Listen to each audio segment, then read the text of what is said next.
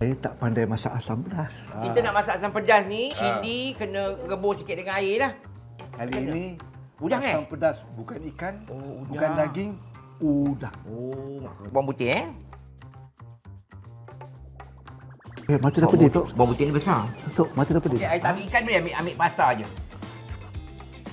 You rasa the flavour je. Ya, tak ada. So you do the first layer sini, nampak And then kita akan susun seafood tau. Letak udang. Ai, mengumpat kita ke? Anang sini, belajar. Okey.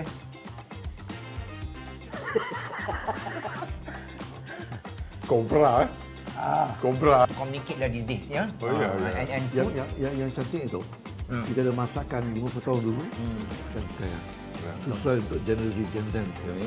Tapi resipi-resipi macam ni, orang selalu cakap is evergreen. Ya. Macam lagu juga kan? Ya. Bila kita suka lagu Getaran Jiwa sampai bila dengar pun macam nostalgia. Ini 1000 tahun pun orang makan ni.